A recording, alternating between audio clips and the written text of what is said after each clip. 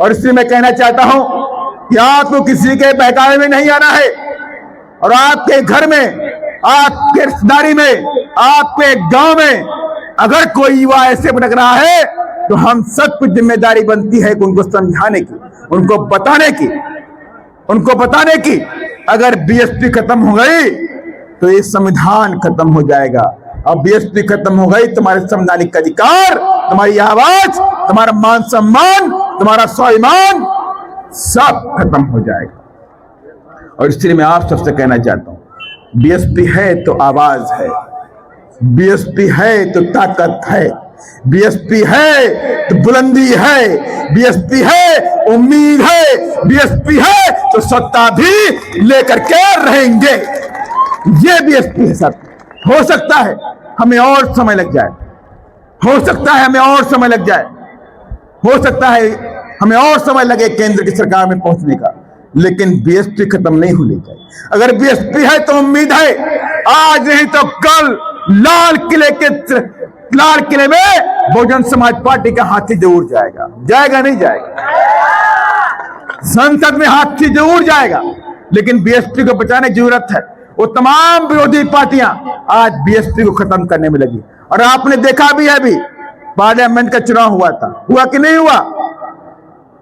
Parliament का चुनाव हुआ। मैं आपको बताना चाहता हूं, मेरे साथी यहां बैठे हुए, पार्लियामेंट का चुनाव हुआ और सीट कौन सी? खजुराहो।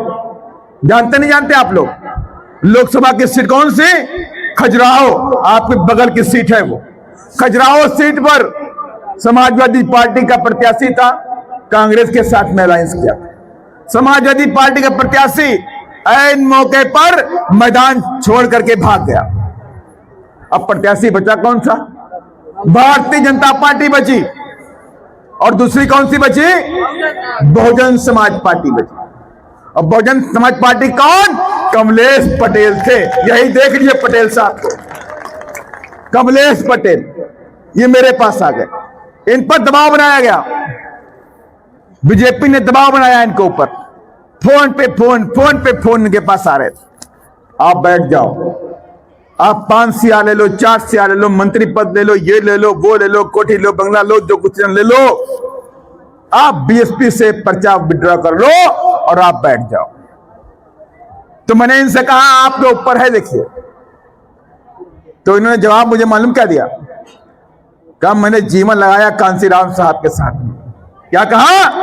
मैंने जीवन लगाया कांसीराम साहब के साथ में, मैं सिपाही हूं कांसीराम साहब का, मंजर साहब का, न जीवन में बिका हूं न बिकूंगा, और चुनाव तो लड़ूंगा, और जो फैसला जनता देगी उसको स्वीकार करूंगा। ये इनकी भावना थी। प्रत्याशी 2, बीजेपी और बीएसपी। अब कांग्रेस को डर लग गया, अरे यार ये क्या हो गया?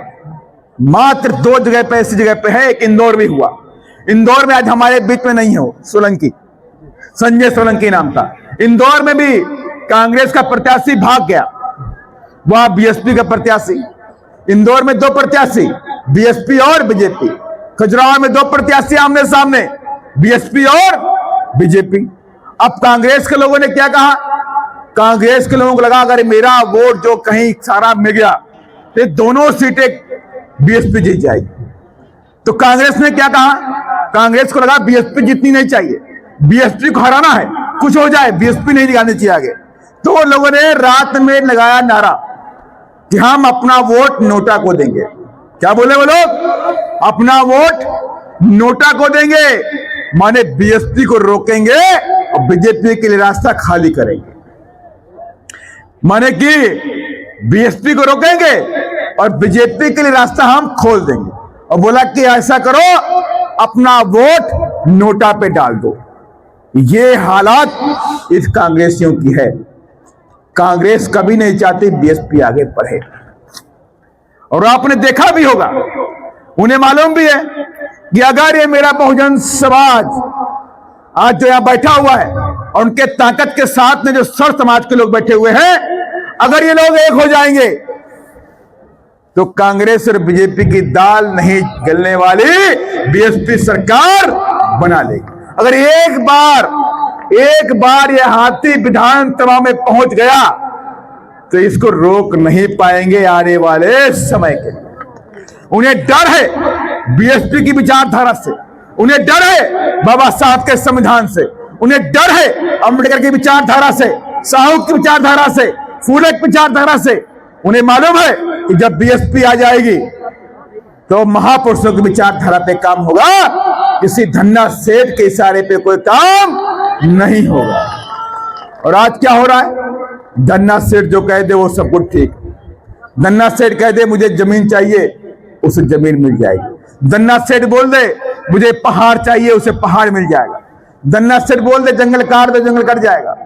धन्ना सेठ बोलेगा कि मुझे पन्ना की सारी जमीन चाहिए, यहां से हीरे मोती निकालने हैं, पन्ना वाले साथी बैठे हुए। एक बहुत बड़ी कंपनी को कॉन्ट्रैक्ट दे दिया गया कि आप जंगल काटो और हीरे मोती निकालो, उसमें से पन्ने निकाल दो उसमें से।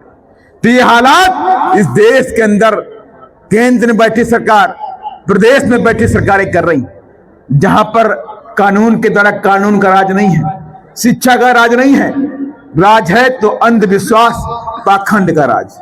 और इससे मैं आपसे कहना चाहता हूं, बीएसपी हमेशा साइंस की बात करती है, बीएसपी हमेशा शिक्षा की बात करती है, बीएसपी हमेशा रोजगार की बात करती है, बीएसपी हमेशा संविधान की बात करती है।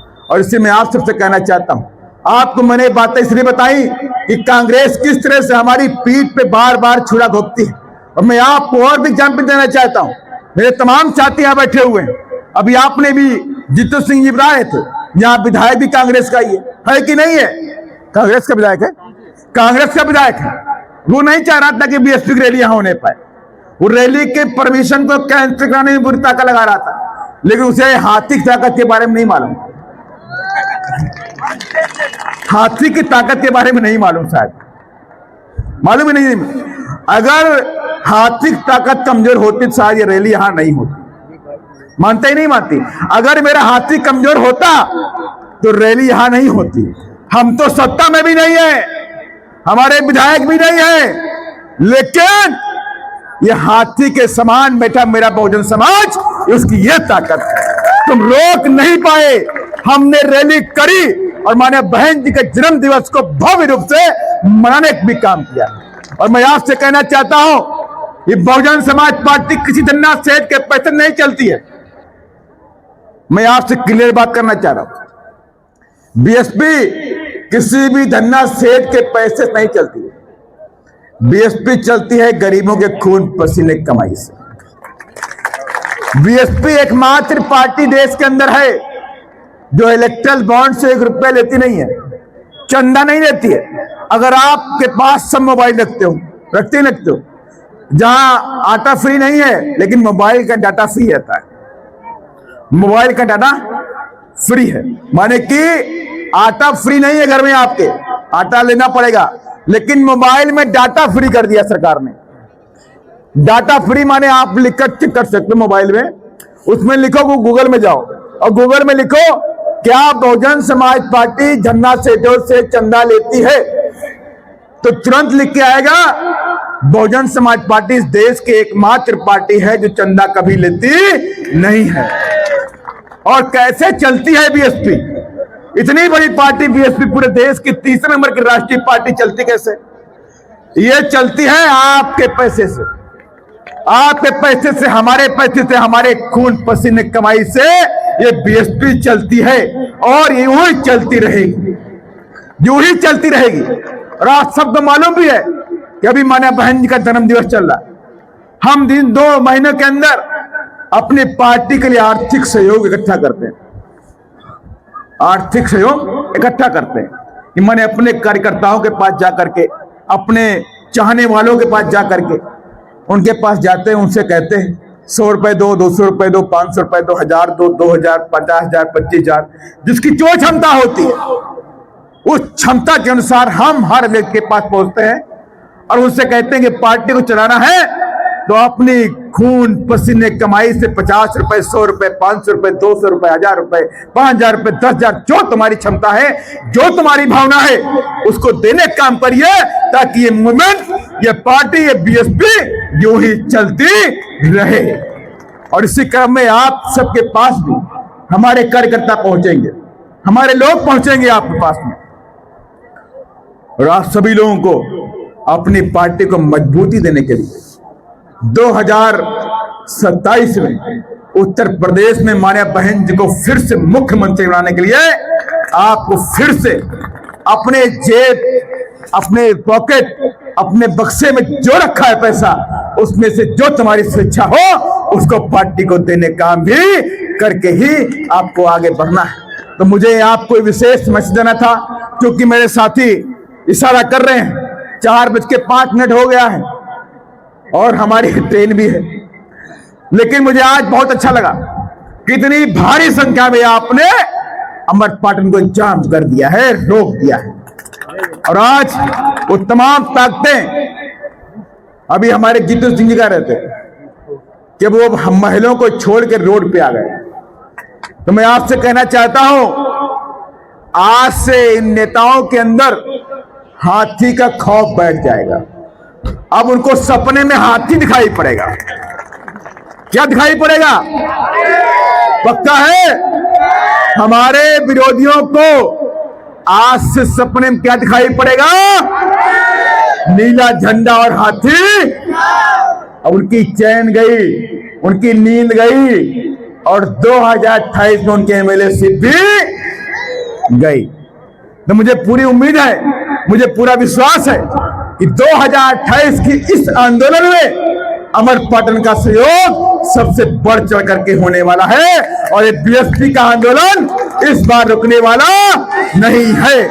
इन्हीं सब बातों के साथ मैं माननीय बहन जी के दीर्घ आयु की कामना करता हूं और मैं कहूंगा, बहना तुम जियो हजारों साल और दिन में, महीने में दिन हो 50,000। जय भीम। बहन जी संघर्ष करो। आवाज नहीं आई, मैं तो गला फट गया बोलते बोलते समझाते, लेकिन आवाज नहीं आई वाली, वो शेरनी वाली आवाज नहीं आई। अगर शेर के बच्चे हो तो शेरों की तरह दहाड़ो, गिदड़ों की तरह मत दहाड़ो। बहन कुमारी में आती जिंदाबाद। आप लगा, बहन जी संघर्ष करो, बहन जी संघर्ष करो। बाबा सालों अमर रहे, माधव काशीराम सब अमर रहे। जो बीएसपी की बात करेगा, जो बहुजन की बात करेगा, जो चेयरमैन सरकारी है। जय भीम, जय भारत, धन्यवाद। साथियों, अभी हम सबने गांधी साहब से सुना है।